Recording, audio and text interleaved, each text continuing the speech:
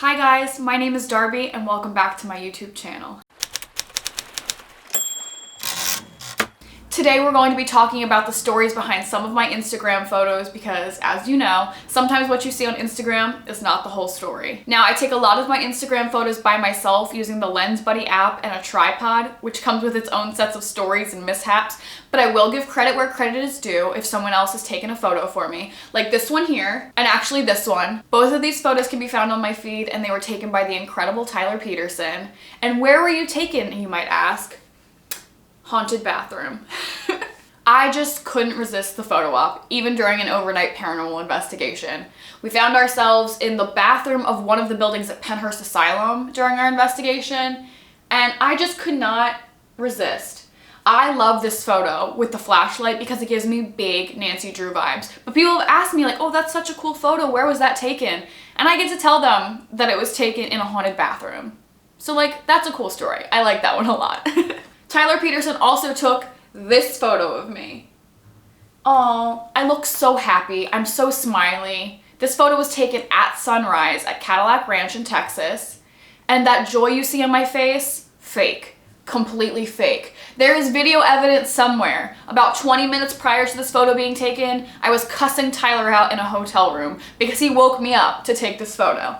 We were on a cross-country road trip to move him to LA, and I, of course, volunteered myself to go help him drive himself out there.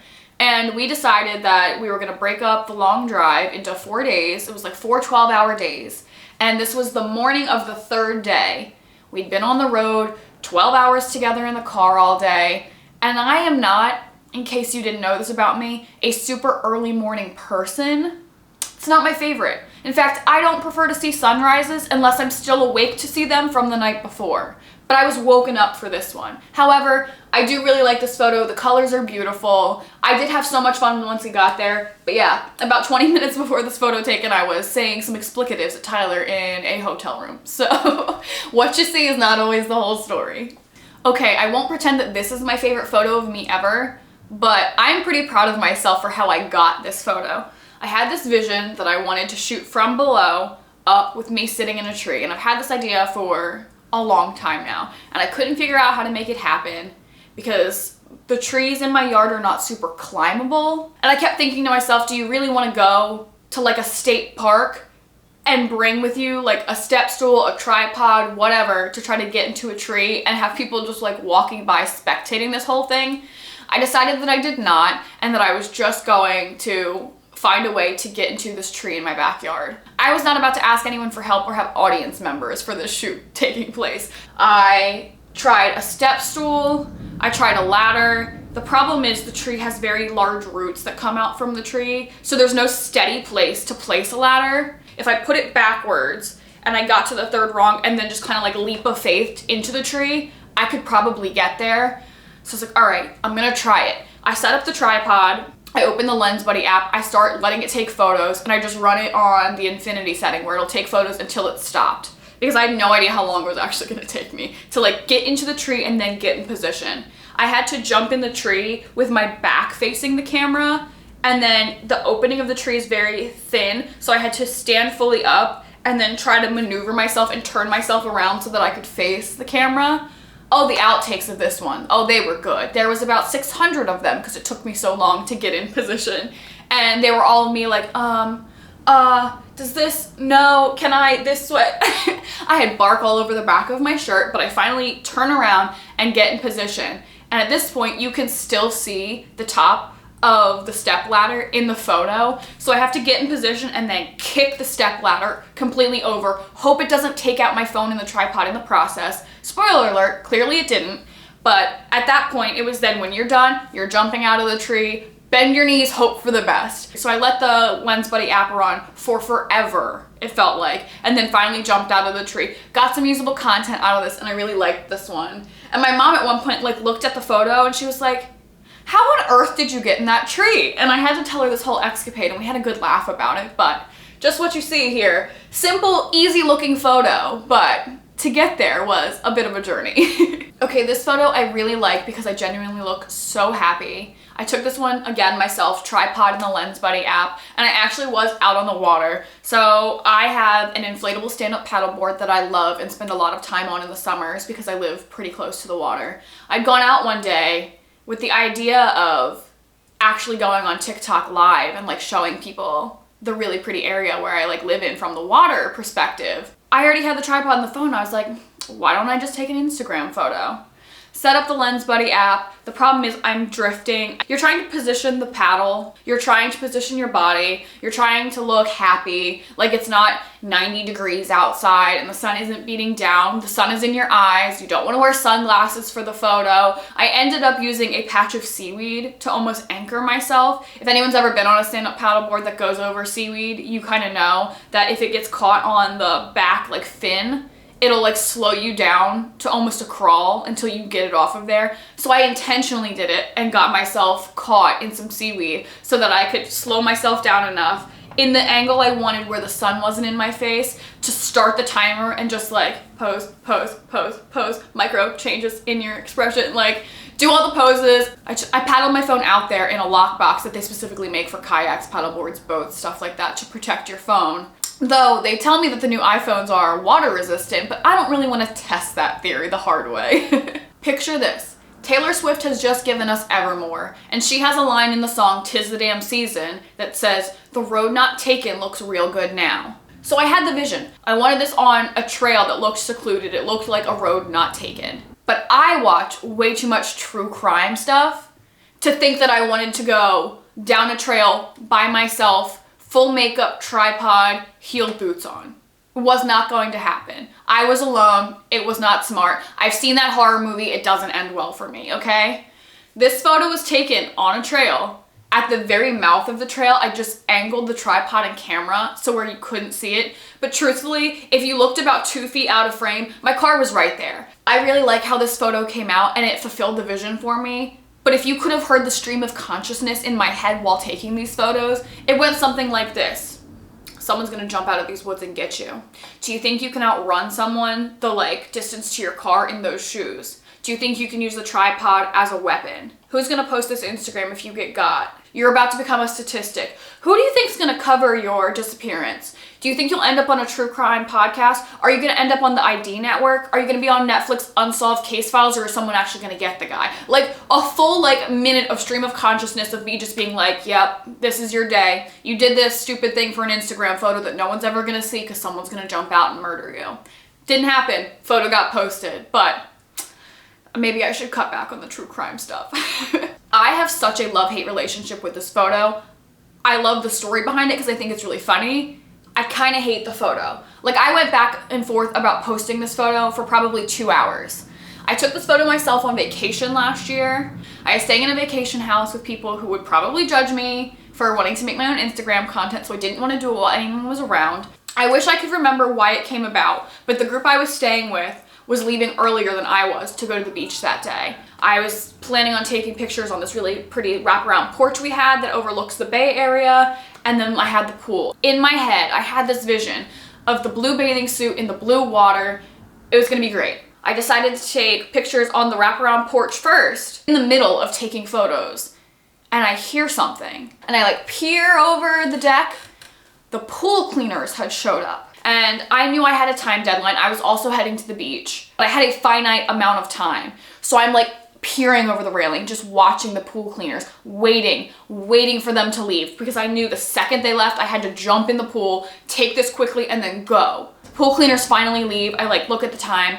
I've got maybe 3 minutes to get in the pool, get the shot, get out, get in my car, and start driving to meet the other group of us that were going to the beach. I do it though. Pool's cold, they've just cleaned it and added extra water, so it's frigid. I set the tripod up where I think I want it, and I just jump in the pool. While I'm taking this photo though, while I am in the pool, tripod aimed at me, pose, full on in a pose, pool cleaner comes back. Forgot his sunglasses and his hat on the railing on the outside of the pool. So he walks in not expecting anyone to be there, and we both just had that moment where we freeze framed and looked at each other. He's looking at me, I'm looking at him. He's now looking at the tripod, looking back at me. I'm looking at him, looking at the sunglasses and hat on the railing. And he just was like, enjoy your vacation, grabbed the hat and sunglasses and got out of there. But I was mortified in that moment that he was just like minding his business, walked in, and there I am. So I left the photo up, I posted it, because now every time I see it, I just laugh thinking about that guy. Hope you're doing well, Mr. Pool Cleaner out there somewhere. While we're on the subject of people interrupting you taking photos, I'll show you this one. I adore this photo. I love this photo. I thrifted this whole outfit from the bins at Goodwill. So what a steal, love it so much.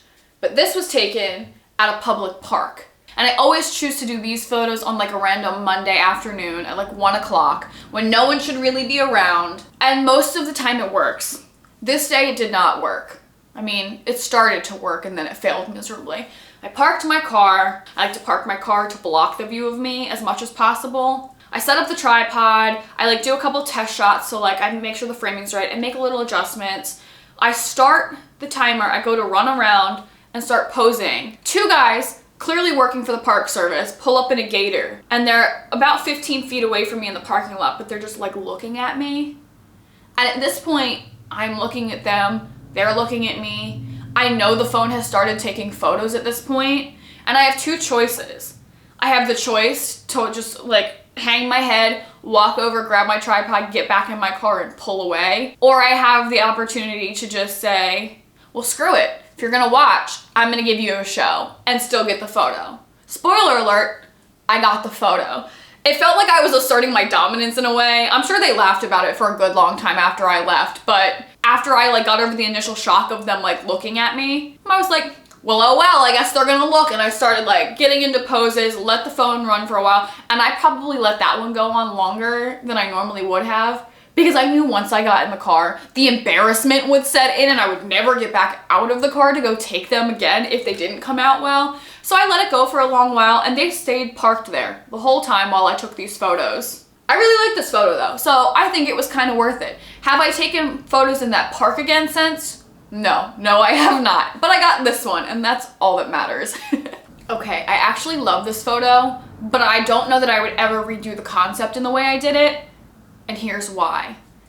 It's not smart to glue flowers to your face in summer in the height of bee season. I think you can imagine where I'm going with this, but I picked some of these buttercups out of my yard and I glued them with lash glue to my face. I thought it was so cute. I did the hair, the makeup. I went out. I set the tripod where I want it, but it's kind of sloped down, so it's kind of precariously placed on the hill, and it keeps tipping backwards, and I keep sliding my foot out to grab one of the legs of the tripod to try to keep it upright. So I'm trying to set it, and I'm taking 3 photos. It starts tipping. I'm slamming a foot down to try to keep it upright, taking a couple more photos, doing the same thing. I'm repeating this process over and over again. At some point during the shoot, I see out of the corner of my eye something, and it's a bee coming for one of the flowers that are glued to my face. And I can't even blame the bee because it's mixed messaging. He sees a flower and he thinks, let me go pollinate. I don't blame the bee. And I'm not allergic to bees in the sense that I'm going to the hospital, but I have a weird allergy to most bug bites where they just swell up so terribly. I know in this moment that if the bee stings me on the face, half my face is about to be swollen and I'm going to look like something out of a horror movie. So I'm like bobbing and weaving and I end up just ripping the flowers off my face, grabbing the tripod and running in the house.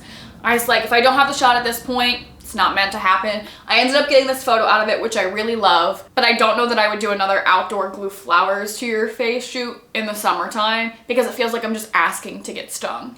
Alrighty, if you've made it this far, you get a bonus photo. This is one of my favorite photos and it was never actually featured in feed on my Instagram, but it has been featured on my story and on my TikTok account.